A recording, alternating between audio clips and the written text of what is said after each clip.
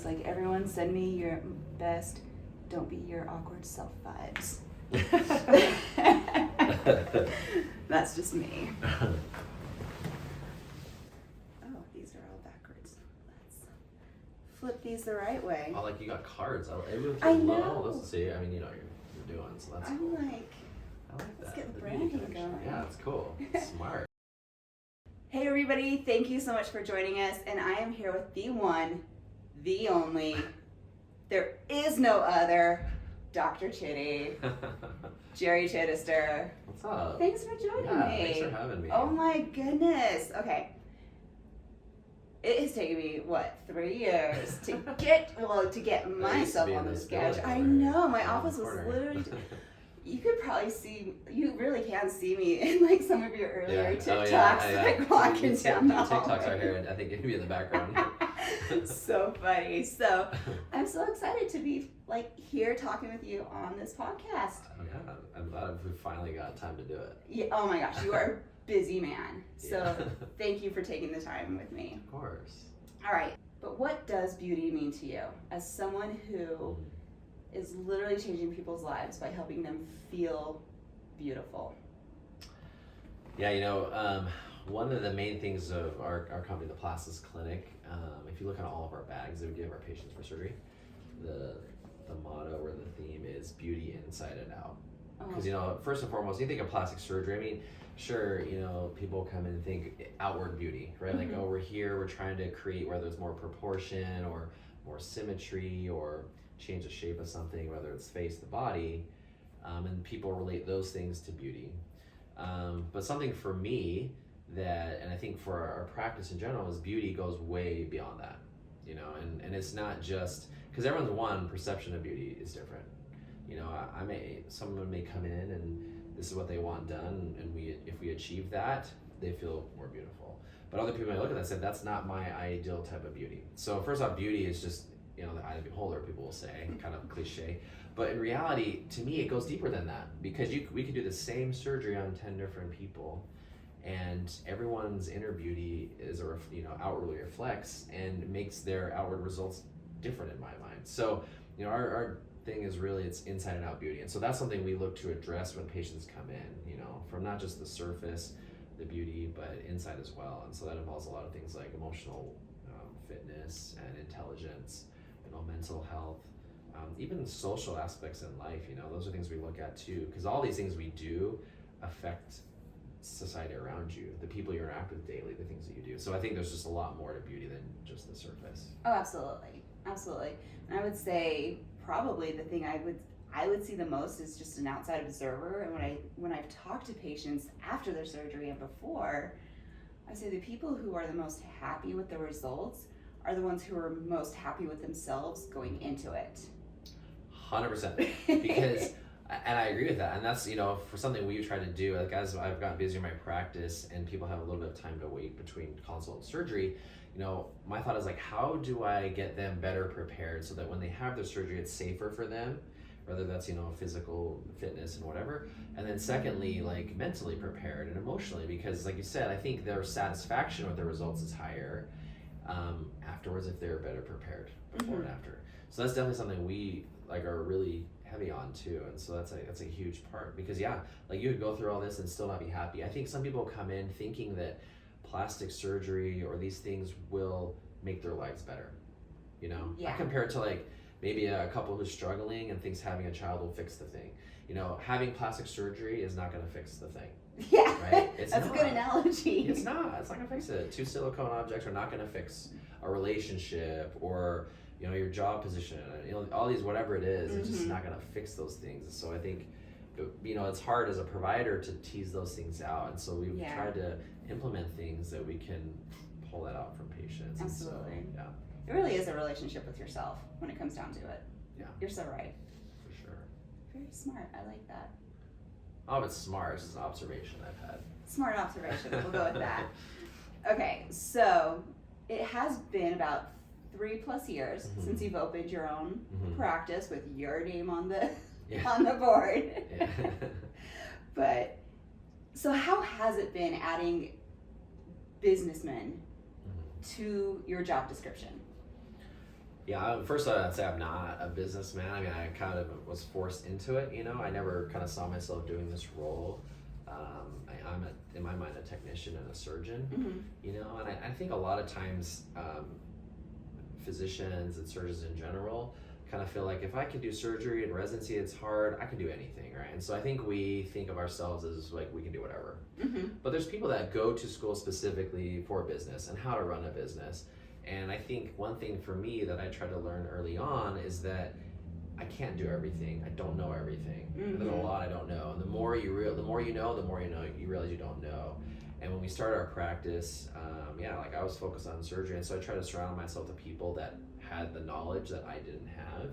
And I still try to do that, is, you know, position people around me that know what they're talking about when it comes to business, because I have no clue. And even like I look at decisions I have made, and I look back in the last 3 years, like I've made some poor decisions, whether it comes to, you know, purchasing certain lasers or whatever, you know, not looking at certain numbers or doing certain hires and things. Like these are all things that you learn as you go. But, you know, there are people that have experience and say like, hey, let's prevent this from happening. And that, you know, so nothing egregious, but yeah, like I'm to add that word businessman to like that and say like, oh yeah, you run all these companies. Like, yeah, I was thinking of myself as a surgeon, and that's kind of like secondary, but I mean, to really, you kind of have to do both. And so, yeah, like my Friday today, like a lot of stuff is business meetings, you know? Yeah. But you kind of have to do both. It's so true. It's kind of like dating in acquiring those lasers and those personnel choices. It's, you don't know who you need to surround yourself with until you've learned what you don't want. Totally. It's very eye-opening. Oh, agreed. I've watched a few people go through it, and you're like, oh yeah, you don't need that energy around. Yeah. Absolutely. I think the most helpful thing for me early on was bringing on somebody, one of my actually really good friends, as a consultant, who does a lot of business leadership and, you know, kind of establishing cultural foundations of things for businesses. Because that's something, like when we came here, I had no idea that was a thing, you know. So again, I'm a surgeon, like I'm just an OR.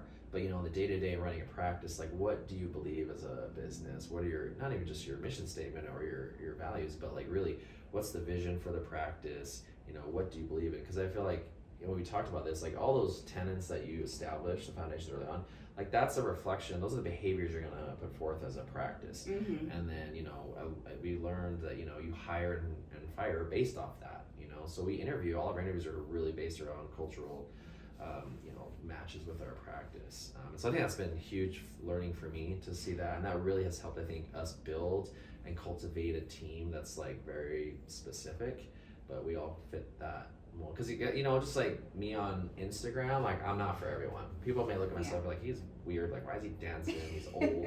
Wearing bras. Yeah, like, and that's fine. Like you can go somewhere else. There's plenty of other surgeons that don't do that. But for a lot of people, that is the draw. Like, hey, like he's real. That's who he is. Like, and I appreciate that. And that pulls. Just like a business, like you know, like you'll attract people to work with you that fit your culture. That's really important in my mind to keep those people. You know, like I compare it to like medical school versus law school. Okay, so and this is how I hear about. I didn't go to law school, obviously. Went to med school. Medical school, very hard to get into. Very hard. You know, it's like they put all these rules and limitations and scores, whatever. But once you're in, like they are invested to keep you because it's really hard to get you in there. You know, because there's a lot of really good applicants. So it's like, you know, what do you do?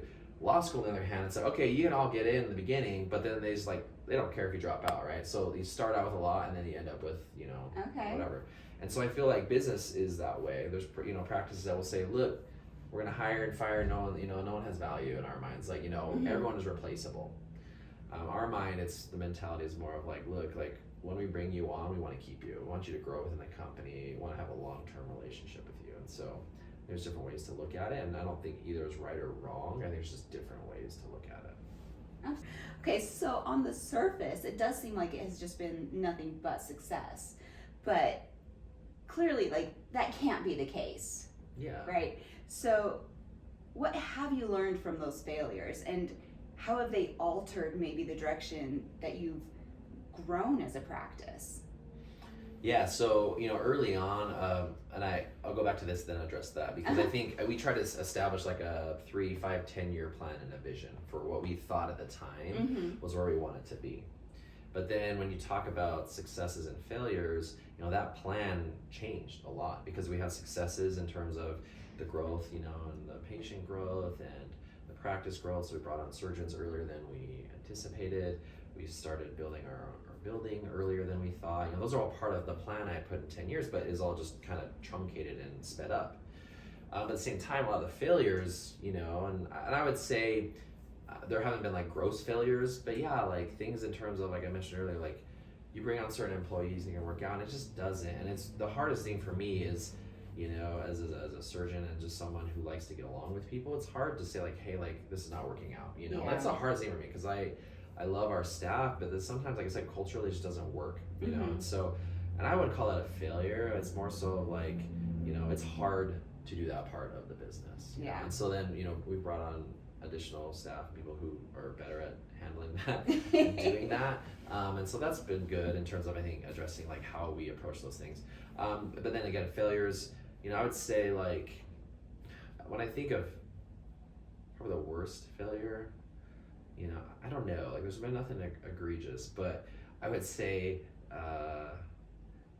the hardest thing for me is like the amount of people trying to get in and really just trying to make it work out. Like I cannot, like I would say I've failed miserably in that. You know, it's like a good problem to have, but not, because people get frustrated. They're like, I don't want to wait 5 years to see you. Yeah. You know, I'm like, I bring on new surgeons. We've changed the way we do consults. You know, we try to prep people ahead of time. We've done all these things. The things like I talk to other surgeons about, they're like, I don't know how to help you. Like, I don't know. You know, and so like I've talked to consultant agencies and other surgeons and people around the country. And it's like, I don't know. You know? Like you figure it out and then tell us when we so reach that. Yeah, I would say it's the biggest failure, and I still haven't. I don't know how to fix it. You know, everyone's like, oh, you should have like only 6 months out of whatever consult surgery. Like, I don't know how to do that. Like the only way you can do that is to raise your prices to like crazy Yeah, astronomical. and yeah, as everyone says, raise your prices. I'm like, well, first off, like, I think our prices are competitive, and some people complain, oh, you're the most expensive, you know. But for me, like, and I tell my partners this, and you know, to me, at the end of the day, like, I don't do this for the money. Yeah. Like, to me, and I advise my partners when they join me, I'm like, you take care of the patient first, and that stuff will follow. Like, if your focus is the money, then every decision you make for a patient is based off of the money. Yeah. And you're not going to do the best thing for the patient, the best interest for that patient. And so I've told my partners the same thing. And so when I back up and say, look, I don't want to just raise my prices to make people not wait, you know, because I don't want to become someone who's only accessible to certain people because they have lots of money. That's not fair. You know, like, I want to help women and men who like function like mommy takeover stuff. I don't want to be a very exclusive thing. And I think so some level still people think that way. Yeah. You know, but I've tried to keep it reasonable, you know, and I don't have to, but I want to. Right. You know, because I want to offer a service and use my skills that I've been trained in and developed to help everyone. Like, I don't want to make that exclusive, you know? Like, not everyone's priority is money. Yeah. And it doesn't have to be. No. And that's what I've, like, in a very small way, when I teach business classes or marketing classes, you really have to figure out what is your motivator to, like, what fuels you to live the life you want to live. And sometimes it's money, and sometimes there's like an underlying factor to that.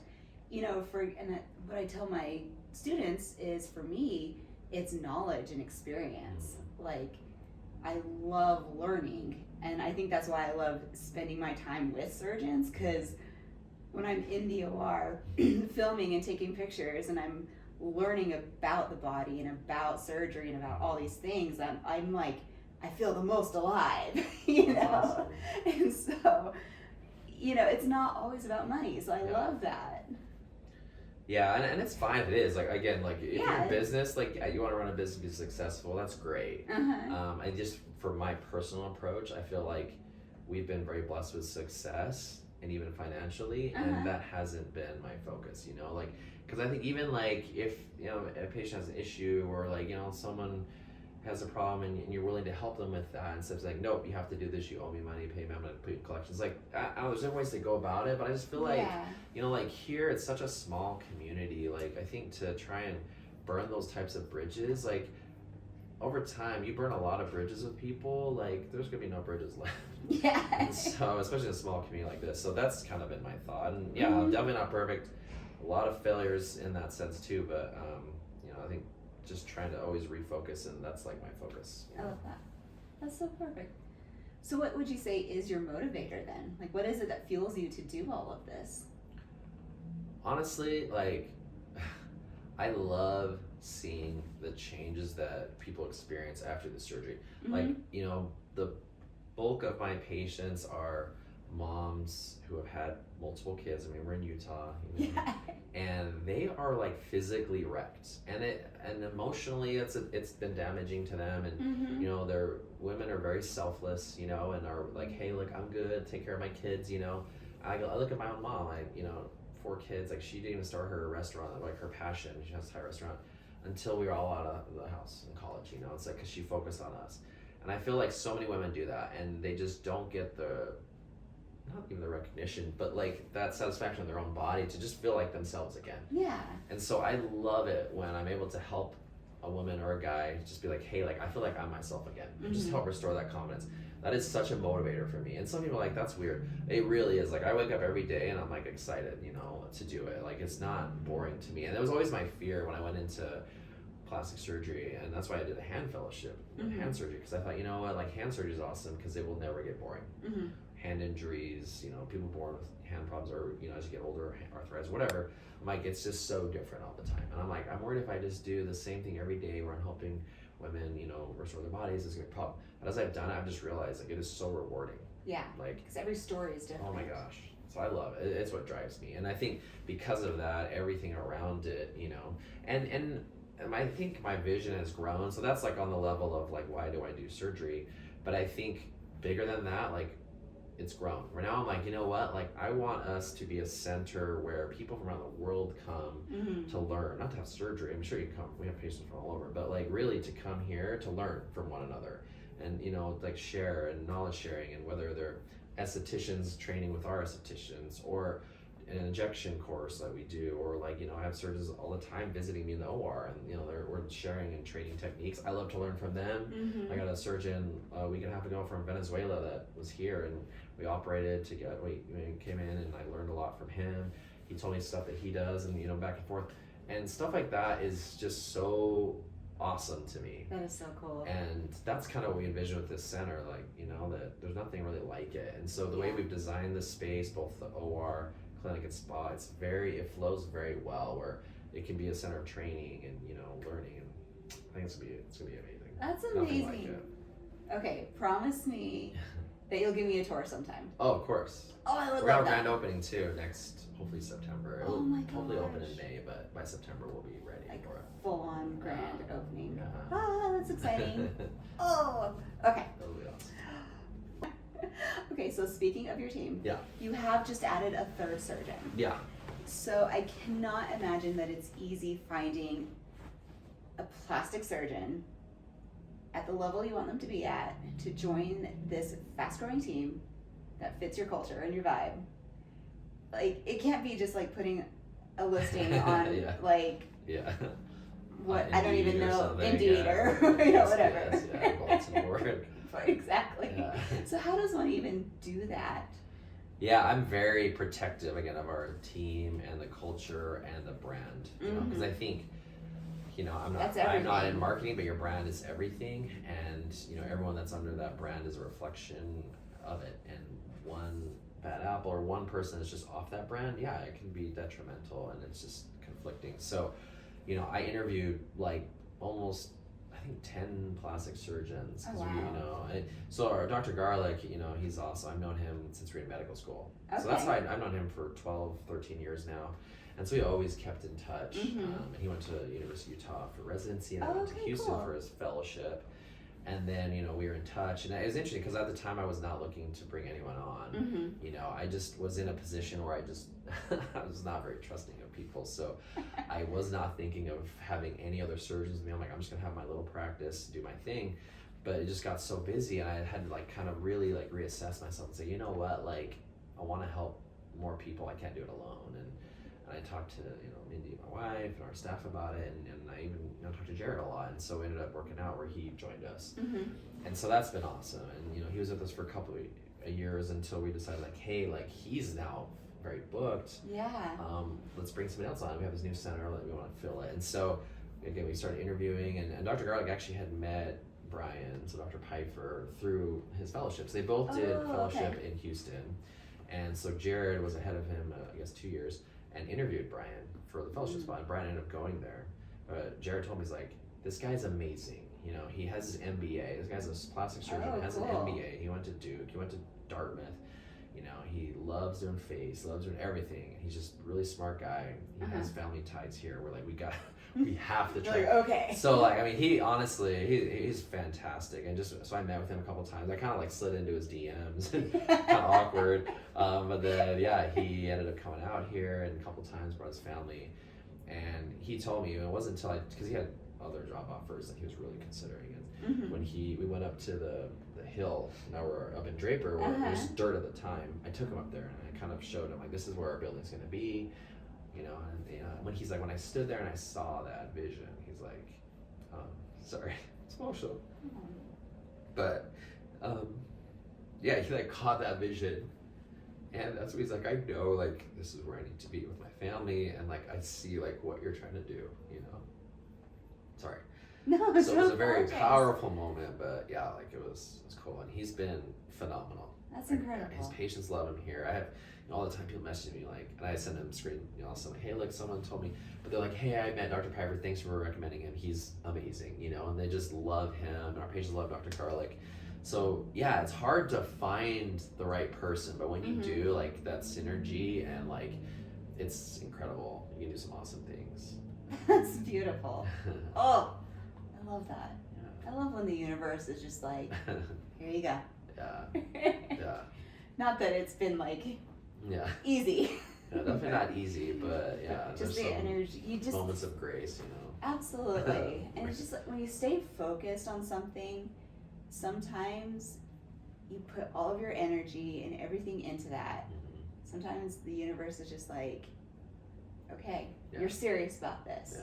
So I'm gonna help you out a little bit. I love that. And just put things in your path that you need. Yeah. And it's like it's not even a religious thing or whatever. It's just it's all about like focus and energy and just consistency. I love it. Yeah. I mean, yeah, whether religion aside, like whether you believe in karma or when you know, my mind's, aside from my personal religious beliefs, you know, I think what you put out there in the world, it will come back to you eventually. It may not be right then, but the good you put out there or the bad, it comes around. You know, what goes around comes around. We have all these sayings because like it happens. It's like true. We wouldn't just say this stuff for thousands of years if there was some truth to it, right? Absolutely. So it's just not coincidence anymore. But yeah, like I think, you know, at the end of the day, like I have a chief resident here from another plastic surgery program in the country that's out here for a couple weeks, working with me, shadowing.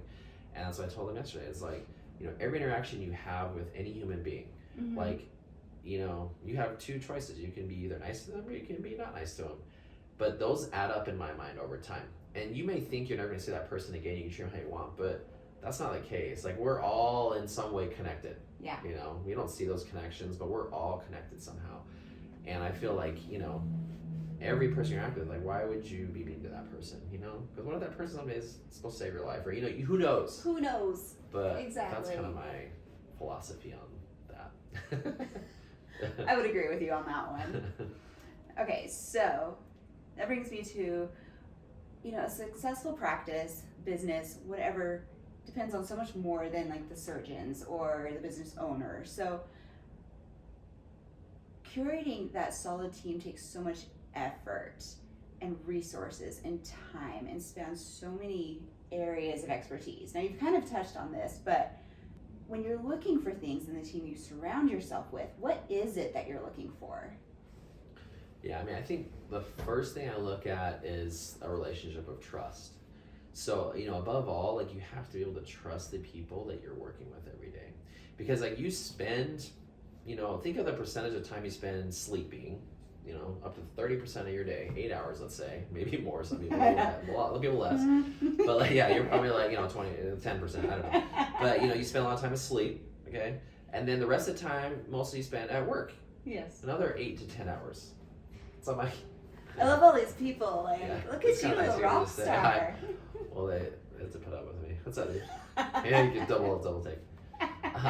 He's like, what's happening? But in yeah, there? so like you think this time you spend sleeping and time with that, there's not much time left for your family and your personal things. Mhm. So the time you spend with the people you surround yourself with at work, like you have to trust them, and you trust them in their role that they're defined to do, and that they're not going to do things that are, you know, going to hurt your brand or your practice or each other, right? So first off, for me and my wife, like, you know, when we started our practice, like we had a very small team, but like I could not trust anyone more than her. Yeah. And at that time, again, I'm not a business person. I'm like, and she has at least helped her parents run a pharmacy and a gift shop and stuff for years. So she had experience with like doing things like payroll and keeping the numbers and stuff. And so I'm like, I don't know, I'm not good at that stuff. She had Please. some foundations. Yeah. And so, you know, I could trust her with the numbers and all that stuff, but I also just trust her with like, okay, she wants to help this grow too. She has that same investment because she sees the vision that I had with that, shared that vision. And so I think it's real. And then being able to, like I said earlier, about sharing that vision. So with your team, if you can find those people that have a similar vision, and you know, like, yeah, sure, like whether they're your team members or whatever, other providers, like at least you're on the same page of where do you guys want to be in 10 years, you know? Yeah. And if they can catch that vision, like I mentioned about Piper, like that's where that synergy comes in, where you can really get creative and do things that no one else has done. And so that's, I think, was like super important when you surround yourself with those types of people. And I would imagine, maybe this is secondary, but with your persona on social media, I would imagine it's important to have people who are willing to get playful with you on camera. Yeah, the joke used to be like, for interviews, you have to do a TikTok with me. And that's how it started. I remember there's actually a TikTok. One of our front desk girls now, she doesn't work with us, she has kids and she's moved on in life. But, you know, and that's part of this practice too, is that there's a lot of, you know, it's fun to see people grow. And as that, you know, if people come through medical assistants and become nurses or become nurse injector, whatever, you know, it's fun to see that and help them move on. And you know, that's great. But yeah, like when she came in, like we had just opened and I'm like, hey, do a TikTok. And I heard she had done dance in high school. So we made her do a TikTok as part of her interview. But it's definitely not a requirement. You don't have to dance, but it's fun. They have to be a little bit open to, but you know, even like Piper, when he came on, he's like, I will never do a TikTok, he told me.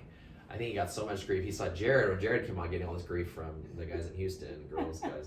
And then so Brian's like, I'm not doing that. Like, no. But we've gotten to do a couple, and he's opening up to, you know, and you know, so I was just in Austin last week. We had our National Plastic Surgery meeting. It's ASPS. I love Austin. Yeah, great city. But we had our national meeting there, and this is the first year they did something. It was the inaugural social media awards for all plastic surgery, and they've never done this before. He goes, so one, they're kind of acknowledging like, okay, the importance of social media in terms of us educating patients, you know, helping them navigate all this and really break down the stigmas of what we do. And so they started this thing, and then they put out nominations. So this is to the whole society. It's the biggest society of plastic surgery, you know, it's international. So send out an email. I remember I got the email a few months ago. It's like, hey, we're doing this thing, we're nominating, so nominate people.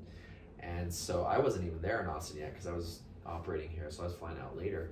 But I got a text that night that I had won the award, like inaugural award for like best representation of the specialty in plastic surgery. Yeah, I was like, oh my gosh. And so for me, that was a huge moment. Then I interviewed with President Williams. He's now the president of the society, and we sat down and talked about it. And he's like, I know you've gotten a lot of grief, like doing what you do. He's like, I've seen it, you know, and he's like, that must have been hard for you, you know, like, how do you navigate that? And it was like, it's very like, you kind of feel a little ostracized at first when I'm doing it, and everyone around me is like making fun of me and stuff. And it's like, you know, but my intent was really like, I want to show people who I am, and I want to educate my patients. And then you can decide whether you want to come to me or not. But guess what? Even if I educate you and you go somewhere else, great. Like, that's my goal. Yeah. And so, yeah, it's hard sometimes to be that person. Yeah. But I would say, like, it's cool at least to see, like, okay, now they're at least acknowledging it, and it's okay. Yeah. And good job. Yeah. Here's an award. Yeah. There's something to be said about making plastic surgery approachable.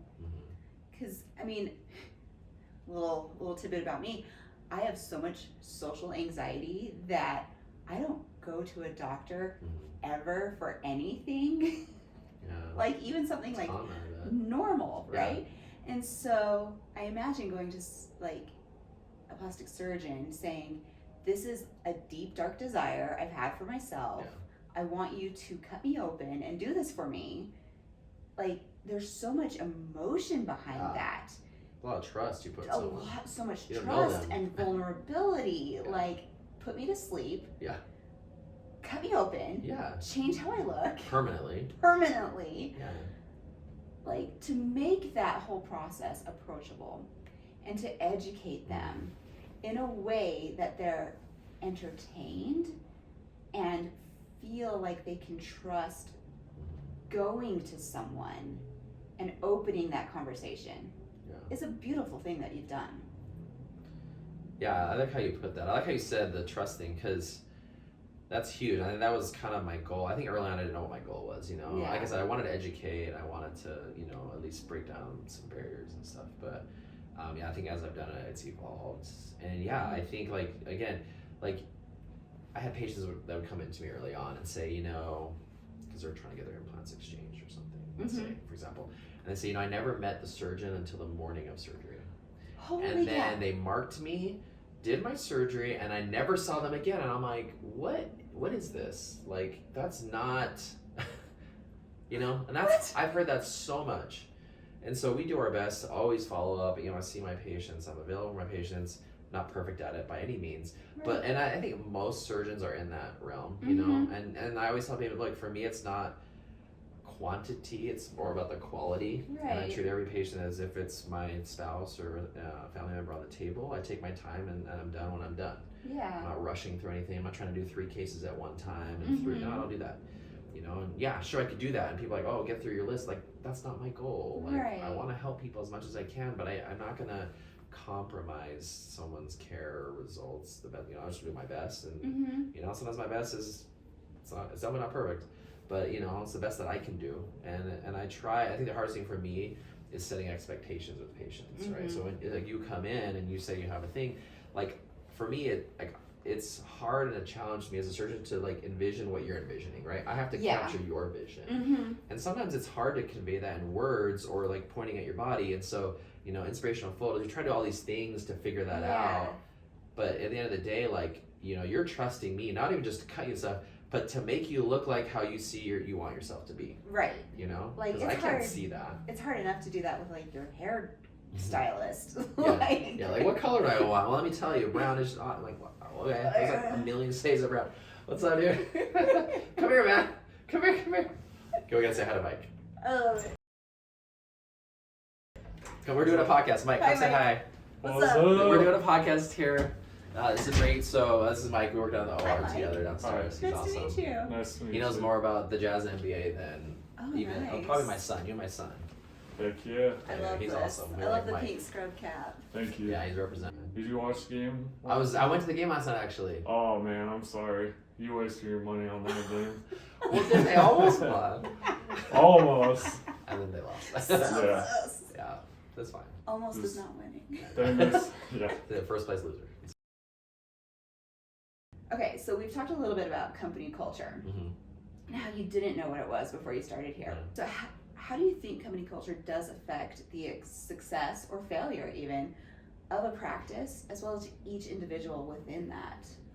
Oh, I mean, it's in my mind, it's everything. I went on another podcast called Culture Camp with one of my friends. Have fun. He talks about business culture. It's huge for him, and to me, that's number one thing. So we talked about trust earlier, trusting each other. But in reality, the other thing is this whole side is the business culture, and I think your business is going to succeed or fail based off the culture you establish, and if you're going to follow those tenets. Because you can also come up with a bunch of cultural foundations and say, yeah, we're going to be open and honest in our communication. We're going to all this stuff, right? You can write it all down, but if you don't practice what you preach, it means nothing, right? It's just a facade. Yeah. And so in my mind, you have to not only establish those early on, or at least it doesn't matter, you can do it now if you haven't done it, but do that, and then you have to live by it. Our staff meetings, we go over them, we talk about them. Our HR and our hiring, all is focused around that. All the questions are directed to kind of tease out, does this fit their culture? We tell them what our culture is, and so, I think businesses, again, I'm not a business person, but the ones that I've seen that have done well and that haven't done well is, establishing that. And we found in our own practice, when there are people that are asymmetric or off from our business culture, toxicity arises, right? And so then you have the culture, you have the climate of what's going on. You have the day-to-day climate of the practice, and that can go up and down. Right? That's what I've learned from my friend Mitch. There's a climate, there's culture's king, climate's queen, is what he always tells me. Right? I like that. So, but queens are very important. And you can have your cultural foundations, but if on a daily basis, people are, it might be one toxic person bringing everybody down. Like, you have to address that. And that's where I think running business is hard. If you don't address that, it spreads. It can take one person. Mm-hmm. And that's where I was telling you earlier, it's hard to let someone go because of that reason.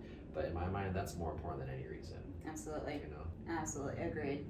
100%. It's huge. I like that king and queen thing. I love it too. That's I so good. I got it from Mitch. But. So do you think people, when they come into a business as a new hire or anything like that, do you think people really understand what company culture means?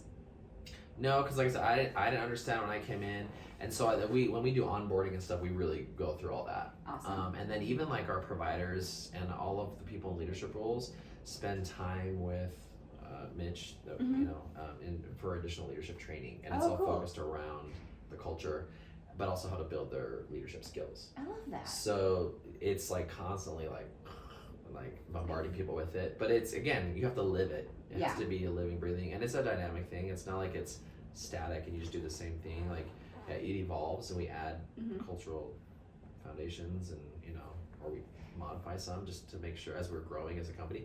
Because you could start out with 6 people and you have your culture, and those basic things are there. It's like the 10 Commandments. Like, I get the 10 Commandments, but then there's like all these other commandments, right? All these other things around it. But you have the basic ones, So we have our basic culture, but you add things, and as your company grows, you have to scale it. So how can individuals contribute to that company culture?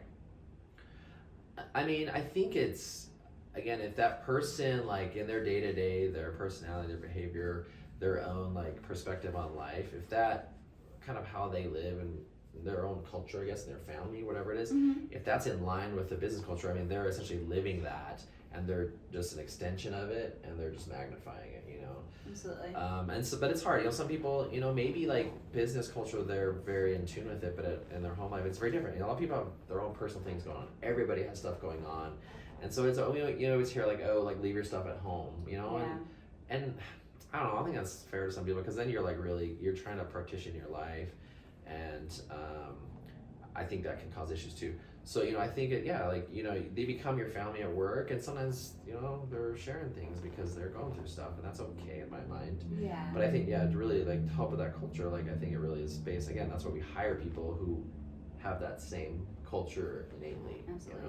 At least personality-wise, you have those same goals and those same attributes that you want to share with each other. Yeah, for sure. Love that. Okay, so looking back over your training career so far, we all love that beautiful gift of hindsight, right? Yeah. What elements of your path so far do you think has led to who you are as a creator and a leader? Because you are a leader, whether you see yourself as one or as a businessman or not, even as a surgeon. Yeah, I think, there's certain things you do, like, when you start your own business, like, your position of power is innately, you're the founder and the owner, so you are automatically a leader, whether people like you or not, and they want to be with you, you're a leader. So there are some times where I think you kind of thrust into situations where you have to lead, or it's going to fall apart, and you can rely on other people to help you, like my wife, she's a leader, kind of put that position. But I would say, like, looking hindsight, like, what's brought me here, I think a lot of it kind of goes back to the thing I said, there's like always kind of 2 options I think you have when you interact with people. So for me, this goes back to, a decision I made when I was 19, when I went on a sort of a mission for my church, like, I could have gone or not gone, and I went. And I think I grew a lot there personally, and I gained a lot of perspective on life and like what I wanted to do as a human being and like my career path. And so I really, at that time kind of solidified, like, okay, I want to like do things to help people like have better quality of life, whether that's, and I didn't know it was plastic surgery at the time, but I know I wanted to be a doctor, a physician, and that's kind of how I envisioned that. So that kind of took me down the road of medical school. And so undergrad, did pre-med and all that, and then, as part of medical school and interviews and all this stuff, you have to have leadership opportunities. So now you're kind of like you have to create opportunities to be a leader, and you can't force yourself, but you're looking for ways to lead, and you join clubs and things. But all these experiences of mine, again, kind of add up. And then in medical school, I was like, hey, like, I saw a need for our class, and so I was like, I want to be the class president so that I can kind of be the voice for our class, and then I was like the SBO for the whole med school, and like things I never did in high school. High school was like, whatever, I'm just gonna work and hang out with Mindy. But like, so all these things kind of like establish these opportunities to lead or at least be in that capacity and learn. And so then in, you know, in residency, you're at the bottom of the totem pole, and then eventually you become the chief resident. Now you're in charge of all the residents, you know, and so there's certain roles that just become part of it as you progress. And then coming into practice, now you're like, okay, like if you're gonna do this on your own, you have to lead it. And so I feel like I took all those experiences and used that, but again, I've learned so much in the last 3 years, you know, trying to run practice. I feel like it's, I mean, not that I have any experience with it, but from what I've been told, med school, it's like drinking from a fire hose. Oh my gosh. Yeah. Did I just give With you boiling hot water. Yeah. Do you feel like that's how it's been the last 3 years? Yeah, yes. Yeah, I'm still, yes. Maybe not boiling hot water. Yeah, it's not boiling hot. It's a lot. It's like, You just can't take it, you can't take it all in. Yeah. You just gotta let it absorb, marinate. You just can't do everything 100%. It's not possible. You cannot be 100% a dad, 100%, you know, plastic surgeon, 100% business owner, 100% your church, 100%. Like, you cannot give 100% to everything. All of it requires too much of you. Yeah. So in my mind, it's more of like, you know, and this is the balance of life, is like figuring out, okay, where do I need to be 100% right now? Is it with my wife for whatever reason? Is it with my kids? Is it with one of my kids right now because they need extra attention, you know? And or is it 90%? I think so. That's the balance of life we're all figuring out. There's no answer because it's always changing, and the needs are always different, and no two people have the same needs or things going on in life. So I think it's the beauty of life, but at the same time, like, you cannot be 100%. And so I think you have to acknowledge that, like, you cannot be 100% everywhere. And so you do your best in the situation you feel is most important at that moment. You know? Absolutely. It's gotta be fluid. Yeah. You can't be 100% all the time. And I feel like that's why I don't gravitate towards, you know, motivational authors like David Goggins or, you know, people like that, where it's like hustle, you know, it's just like, how does anybody do that? Yeah. Well, something's got to give. If you're going to do that, like if you are 100% of your job, well, other stuff is going to fall by the wayside. Yeah.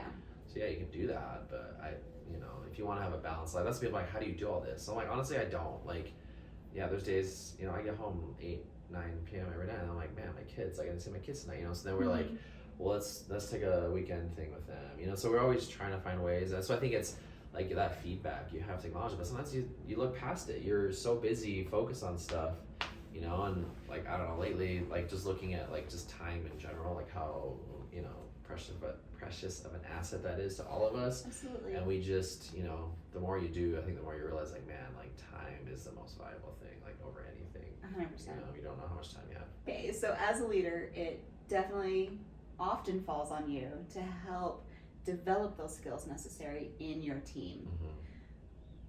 To grow as a practice, to grow as individuals, as professionals within your practice.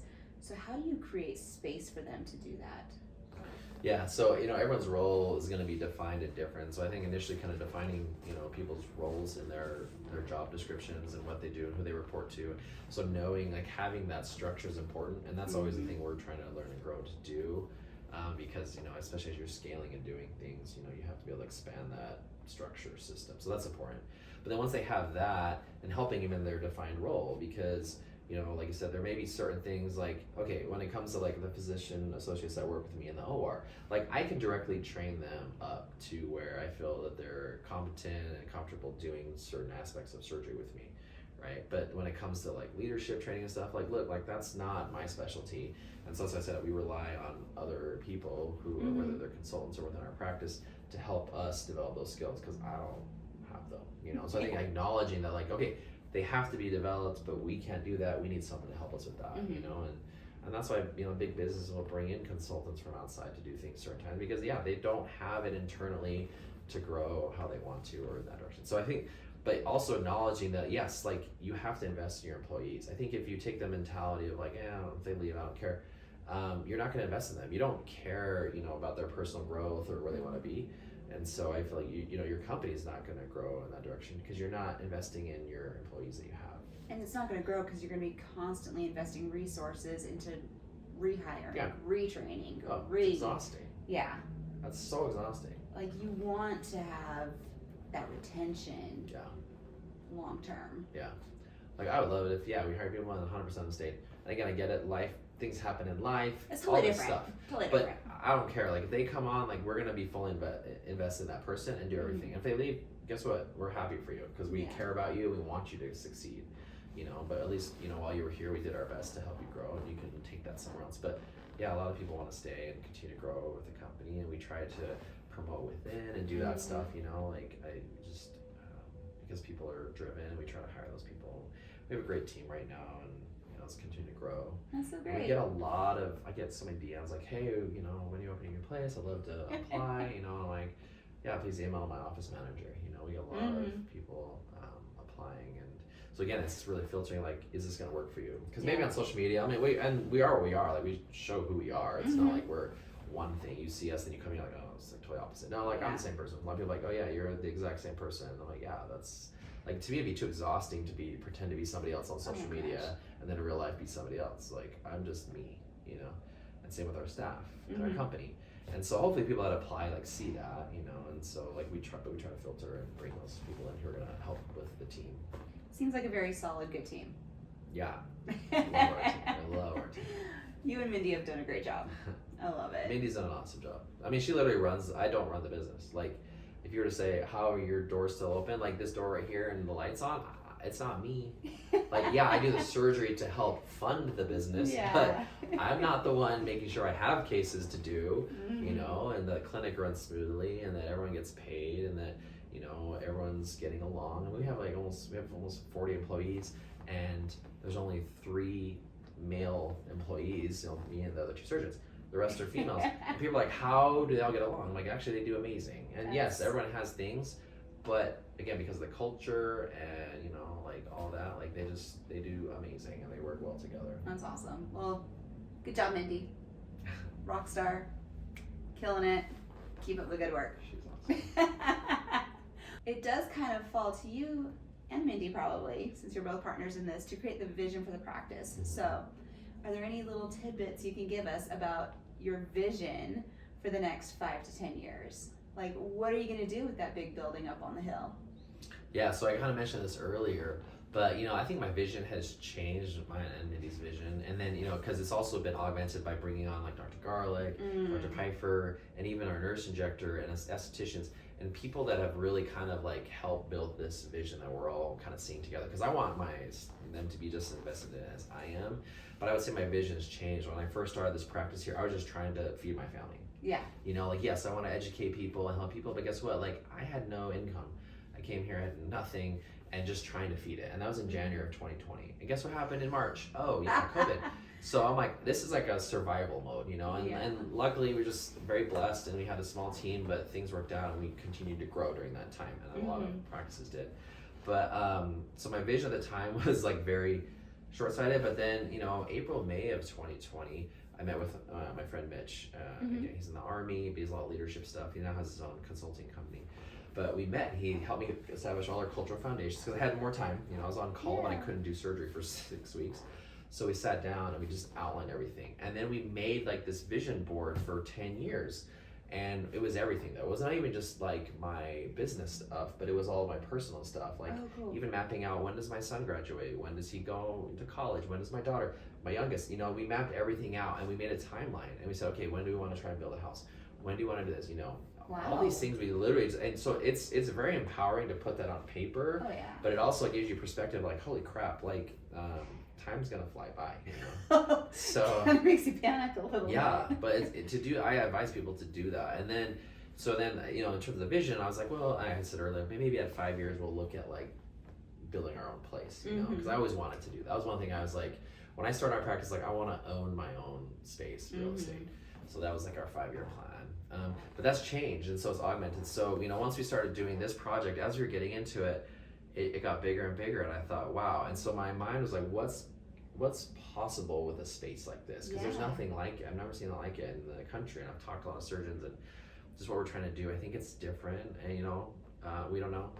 You may be back here talking about my failures in about a year, but my vision became more of like, I want this to be something that is very special for, again, not just the state of Utah, but not just the country, United States, but world. I want to be an internationally known place where it's a center of learning. It's a center of excellence, whether it's in plastic surgery or aesthetics and all that stuff, Mhm. a resource for people in our community and outside, but also a place to help break down the stigmas of what we do, and Yeah. just be fully transparent, very open, educate, and give an experience to people that like feel comfortable coming in and their anxieties are addressed and they're able to come in and not feel judged, not feel stigmatized, and so that's where my vision has gone with this. And it's gotten bigger than that. I can't talk about some other things unfortunately yet, but there's a lot of other things that are related to this, because this is just one location, right? So Yeah. the vision has gone beyond that. And so I talk and meet with people all the time around the country about other things. But yeah, I never saw myself doing this, but I think my ADHD is getting the best of me, and it's starting to Like, come to what's fruition. Yeah. Well, that's wonderful. But above all this, like I still maintain like surgery. Like to me, like I'm a surgeon, Yeah. and so yes, I'm doing all these things, but I'd love to operate because again, that's kind of my primary. That's what my career. That's your heart. That's my heart, and I love that, and I'm passionate about the other things. And I want that to all come together, but really, surgery is my passion. So what is it? I mean, you just kind of said it right there, but maybe there's a little bit more to this question. Mm-hmm. So what is it about who you are as a human that has led to creating this business plan and vision that you've got within the realm of the aesthetic space? I think me as a person, that's what's led me here is I'm a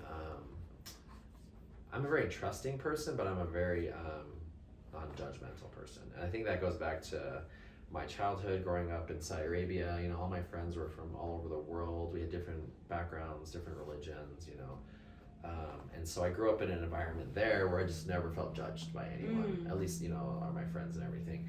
And so then I came back here, and Utah it has a very specific culture, but yeah, and then moving to California with our kids, and just, I think being very open and being non-judgmental. So I think those aspects of me as a human being and then as a surgeon, I think has translated to what I want to achieve for our practice and our business, is like that mentality of like, you can come in from anywhere. I don't care what walk of life you are, but if you're interested, you want to learn, you want to help us learn and grow, like we're open to that, And so I think that's where that vision has come, because that's kind of where my personality and like my personal beliefs are. Where would you like to see yourself personally in 5 to 10 years?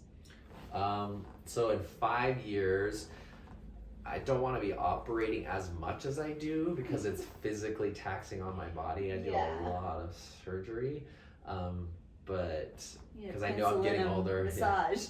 Yeah, go next door. Yeah, because I love what I do, but it's physically like I'm like doing lipo and physical labor for 12 hours a day. 4 days a week at least. Luckily today I'm not operating for other reasons, but yeah. So like for surgery, I don't want to be doing as much as I do. I just don't think I can physically do that. But I think if I get to a point in my practice where when we have our own facility, I think we can be very creative with how I do surgeries, a little more efficient in terms of turnover. So I think I can actually do as much surgery, maybe not in as many days as I do it. And so that opens up, opportunity to kind of grow the business in other ways on the days that I'm not operating. Like today's the day where we're doing that kind of stuff. In 10 years, I see myself obviously still doing plastic surgery, but being more of a public figure in terms of promoting our specialty to everyone, and so whether that's a leadership role or not, I don't know, but at least being acknowledged, like, hey, like, okay, this guy, like, we trust what he says about plastic surgery. He's helped us understand better what we're actually doing, and it's helping people, and so I feel like it's just more of an expansion of what I'm trying to do now. I kind of see myself doing that more prominently within 10 years. And then, yeah, like I said, there's some other things I want to do. I have a dream of what I want to create, something within the next 10 years that I'm already working on. Ooh. But it's not there yet. Okay. So I can't talk So I'll just about keep it. coming back until you can. Like my goal, I think at the end of the day, is I really want to change how we view plastic surgery. Like, because you hear it and it's like, I don't know, I'm emotional about this, but like you hear it and you're just like, oh, you just right off the bat, people think, oh yeah, breast augmentation, rhinoplasty, or whatever. It's like just such a weird, I don't know, it's very judgmental in my mind, very stigmatized. I want it to be like when you hear that term, like it is completely different. Right. And I don't know if I'll do that in my lifetime, but that's like my personal goal. Like I don't want it to be where it's at now. I want it to be completely different. And I've seen even locally it change over the last 5 years. And I think I would say it contributed on a small part to that, the perception of it. It's still not totally there, but I have definitely seen it change the last 5 years here, just being here. And so that's why I know it's possible, because I've seen it in a very tight community with, you know, very defined culture and beliefs. I've seen that for people, saying it's possible everywhere. Absolutely. To me, my philosophy on it is, you know, so many people attribute it to like a sense of vanity, and you know, for some reason we as humans have turned the word vanity into a negative, and it's really, to me, not. You know, vanity is about putting our best selves forward. It's about being able to connect with our community, because it is all about first impressions and wanting to outwardly be who we feel we are on the inside.